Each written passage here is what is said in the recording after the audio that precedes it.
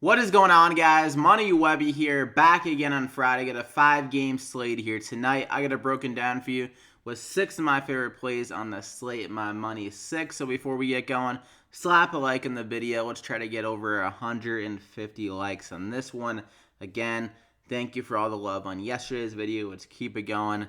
Means a lot. It really helps me out. So last night, prime example why it's important to really follow me on Twitter for updates on the plays, because obviously a ton of news changed the look of the slate. I mean, the Dallas Mavericks, prime example, entering the day with 4 out of the 5 starters. Dennis Smith Jr. gets traded.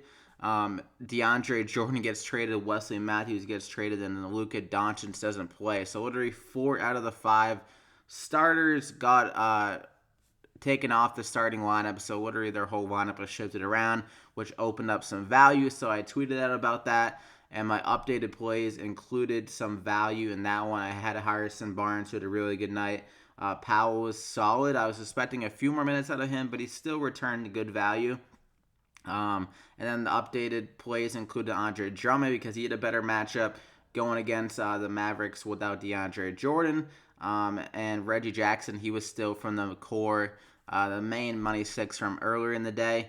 And we also, I think that's it. Yeah, we had Lou Williams still, Reggie Jackson, Giannis. Giannis should have had a better night, but he got in foul trouble. Didn't get his full complement of minutes. That kind of sucked.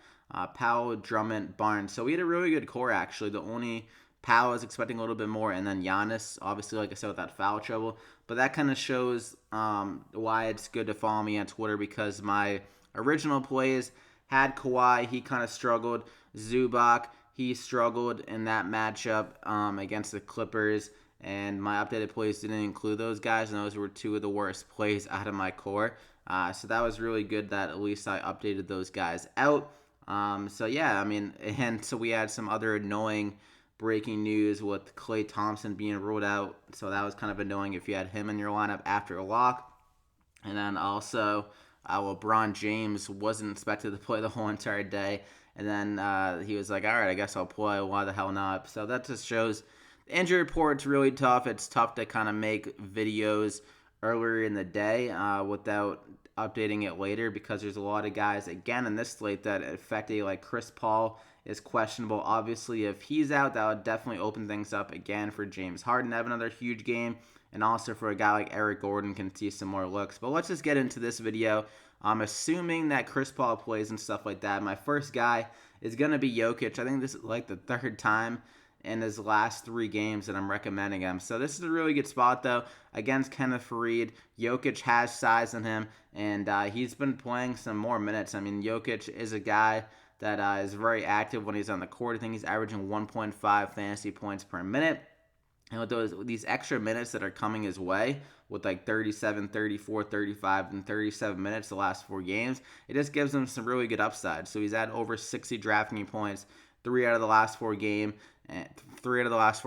and it's gonna be a little bit more high scoring of a game against the Houston Rockets team. The defense hasn't looked great recently. Capella is one of their better defenders, and I think Faried just kind of makes their defense a little bit worse. And it will be a slight pace uptick for the Nuggets as well in this game. And so I think Jokic can go over 60 DraftKings points again in this game.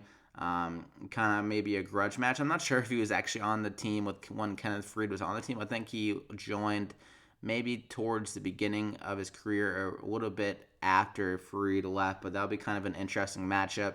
Kenneth Faried, who was on the Nuggets earlier in his career, got let go, and then Jokic stepping in. So I think he's going to have a big performance, so really good spot. I'm going to go ahead and lock him in there as my first guy. I'm going to go with Marc Gasol. This guy has let me down big time both times I recommended his ass, but I think this is a really good spot for him. Going against the Charlotte Hornets, they literally just played on the 23rd, got 39 minutes, and he dropped one of his biggest lines of the year, 22, 17, and 10, good for 68 DraftKings points. So a big time performance. If he can just do a little bit of that, get over 40 DraftKings points, he's going to be a solid value, and he's been playing a ton of minutes the last 2 games. There is a little bit of a concern with that because he is an older guy, but with him being on the trade block and those kind of rumors going around, it does give an opportunity to keep on giving him extra run and kind of get up his trade stock, hopefully, for another team if they actually are serious about trading him. So at 7,800, the Hornets are a team that struggle against centers, and also they play a little bit of a faster pace. So the Grizzlies are implied a few more points, and I think Marc Gasol can be a benefactor of that. Also, Mike Conley is questionable, so maybe he gets a little a little bit less run if he does play. Or if he doesn't play, then Marc Gasol can definitely see an uptick in usage there. So I'm going to go ahead and lock him in there as my second guy. You better not let me down Marc Gasol. For my third guy, I'm going to go with Kenneth Faried. Like I said, he's going against his old team. Maybe kind of has that extra manimal in him tonight. Goes extra hard on the glass, and he's been playing extremely well. I mean, since he's replaced Capella, I think this is honestly the third game in a row that I recommended. Or no, the second game in a row. Yeah, the third game in a row that I'm reckoning Faried as well. His price tag still seems a little bit too cheap. I think he could be honestly in the 7,000 range with how well he's been playing. He's been getting some solid run, 38, 36, and 30, and he's gonna have to get some good minutes. I mean, going against a Jokic type guy, they're gonna need some big man out there. Don't think the Neg can really keep up with Jokic that well, and Faried. He's just been doing everything you really could ask for. I mean, double threat every single night, and he can get a few helping stats with blocks and steals.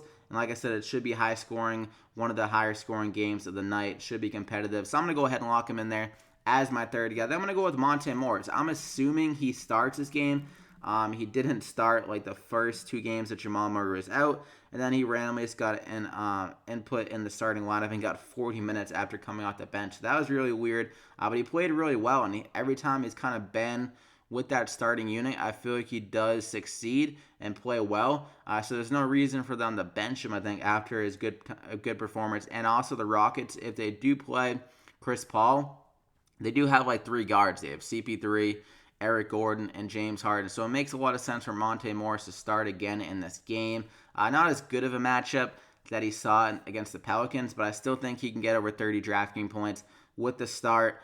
And he's actually played really well against the Rockets in limited minutes, 27 minutes on average, and he's shooting a high percentage and 33 DraftKings points on average in those two games. So I think he can do enough, has some good upside in that Jamal Murray role. So I'm going to go ahead and lock him in there as my fourth guy. Then I'm going to go with Dwyane Wade. It does get a little bit hairy because I am concerned about a blowout in this Jazz-Atlanta game.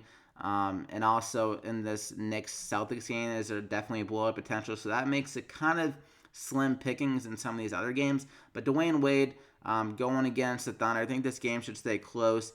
Thunder also a team that played a faster pace. Miami Heat could see a few more points in this game. And Wade has been getting some solid run the last two games, 28 minutes in both of the games. He's coming off a game where he sat out, and he's on the injury report tonight. So maybe that was kind of a maintenance day, and he should be a little bit fresher here today, which is definitely good for a guy of his age and kind of how he kind of plays as a player. Like, I feel like when he looks fresher, he normally plays pretty damn well. Solid matchup going against OKC. Their bench is not great. And if he gets going, I think he can get over 30 DraftKings points. So not crazy upside. I think he can return over 5 to 6 times value and be a nice little cash game play. Nice safer guy at 5,000 without that blowout threat. Knock on wood. So I'm going to go ahead and lock him in there as my fifth guy. Then I'm going to go with Kadeem Allen. I mean, the Knicks roster is very depleted after, not going forward, but in tonight's game with all the trade, with all the pieces that they moved. So the only guards they really have that are available right now, they'll probably call someone up from G League, whatever. But the only guards they have is Trier and Kadeem Allen. I'm pretty damn sure. So at 3,300, I think Kadeem Allen could get 30 minutes in this game, and a guy that's cheap. He can do enough to return value, I'm assuming. And this game, like I said, it could easily turn into a blowout, so maybe some easier drafting points and kind of mop-up duty for Kadeem Allen against worse defense. And he was drafted by the Celtics, so a little bit of a revenge narrative there, going against his former team. And he's played pretty decent in the 18 minutes so far. The first two games he's played 18 and 15. So 3,300 doesn't need to do much. I think he can honestly get up to 30 DraftKings points in this game though, because the lineup is going to be so kind of just depleted of people that can score. So I'm going to go ahead and lock him in there as my final guy. That gives us some great value. So definitely keep an eye on that Chris Paul injury. That's a big one. Also, Mike Conley. Shelvin Mack would be a great value if he starts for Mike Conley. And I think that's the only, like, the two big ones for injuries. Jaren Jackson Jr., if he doesn't play, that would open up some value for a guy like Ivan Rabb. Or if JaMychal Green can ever kind of get healthy, maybe he gets to start. I'm not sure about that. But that is it for the plays. So I hope you guys enjoyed it. Slap a like if you did. Like I said, over 150 likes.